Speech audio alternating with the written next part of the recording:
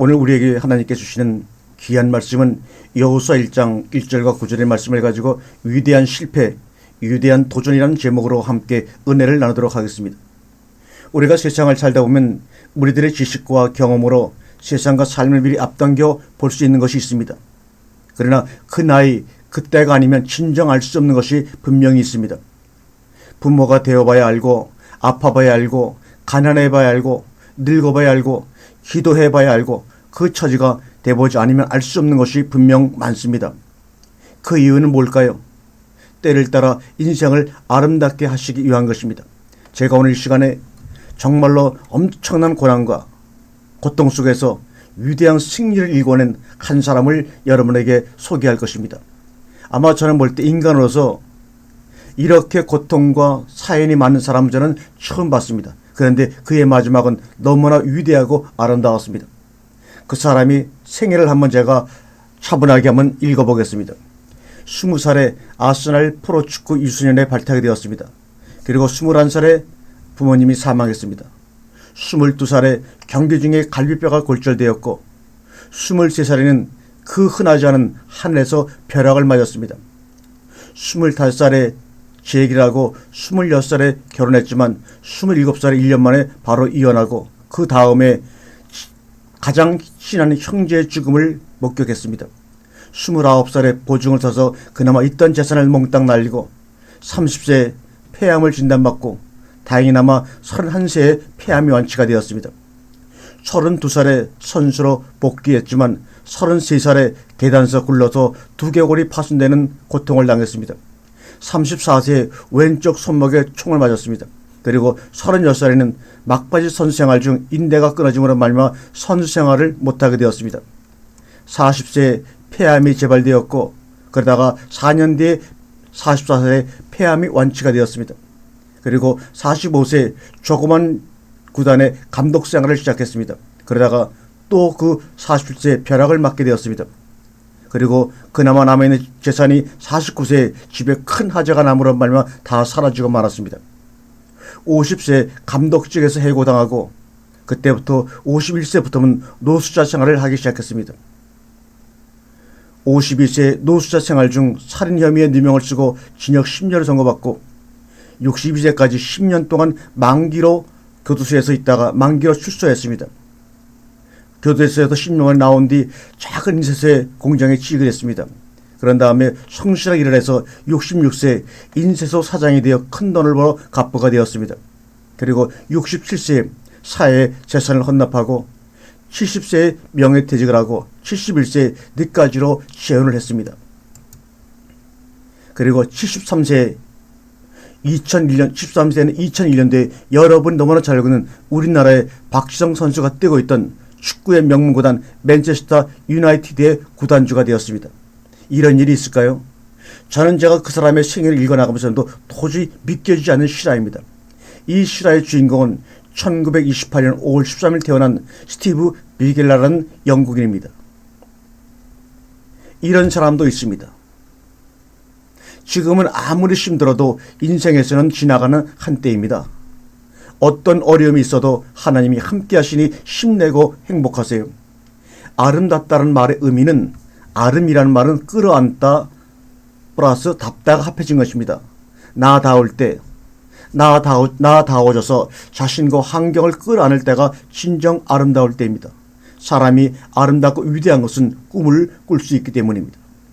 꿈은 내 머릿속으로 꾸는 것이 아니라 내 머리 밖의 것을 영혼의 눈으로 보고 가져오는 것입니다. 그러므로 지능이 낮아도 자신의 경험이 미천해도 가진 것이 없어도 완전히 위에 스티브 비가라처럼 실패한 것 같이 보여도 누구나 새로운 꿈을 품고 이루어 나갈 수가 있습니다. 꿈은 지식이나 야망이나 머리로 꾸는 것이 아니라 영혼으로 꾸는 것입니다.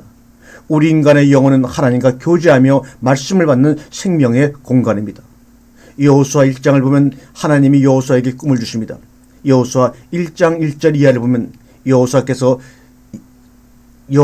여호수아에게 말씀하셨다. 내 종 모세는 이제 죽었다. 이제 너는 모든 백성을 이끌고 요단강으로 건너가 내가 너 이스라엘 자손에게 주는 땅으로 가라 라는 꿈을 여호수아에게 주셨습니다. 그리고 꿈을 꾼다는 것은 여호수아 1장 3절의 말씀처럼 나는 너희 발바닥에 닿는 곳마다 그곳을 너희에게 줄 것이다. 즉 꿈은 하나님이 주시고 우리가 그 꿈을 꾼다는 것은 발을 받는 수고를 내가 하는 것을 의미하는 것입니다. 하나님이 꿈을 주셨음을 믿고 사막과 광야랄지라도 발을 딛고 꾸준히 걸어가는 것이 꿈을 꾸는 것입니다. 하나님은 말씀으로 우리를 위로하시고 꿈을 이루도록 힘을 주시고 함께 하시면서 약속을 이루어내시는 분입니다. 여호수아 1장 5절에 내가 모세와 함께 했던 것처럼 너와도 함께 할 것이며 너를 막을 사람이 없을 것이다. 나는 결코 너를 떠나지 않을 것이며 결코 너를 홀로 내버려 두지 않을 것이라고 말씀하고 있습니다. 이 말씀에서 하나님은 결코라는 말씀을 두 번이나 그리고 함께라는 말씀을 두 번이나 반복해서 강조하면서 약속을 하고 계십니다. 그리고 6절 7절에 보면 하나님 우리에게 힘을 내고 용기를 가지라고 말씀도 두 번이나 강조하고 계십니다.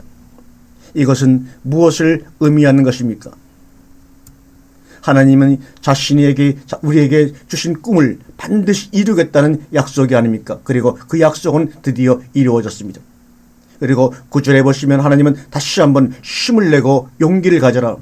내가 명령하는 것을 기억하라. 두려워하지 말라. 내가 가는 곳마다 내 하나님 여호와가 너와 함께 할 것이라고 계속해서 반복해 말씀하시는 아버지 하나님의 마음을 당신은 알겠습니까? 내가 너희에게 준 꿈을 기억하여라. 그 꿈을 이루기 위해 어떤 일이 닥쳐도 두려워하지 마라.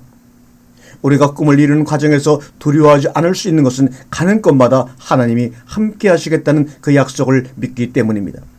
아무리 상황과 환경이 늦었다고 해도 하나님이 우리에게 준 꿈을 기억하여 다시 시작하면 늦지 않은 것입니다.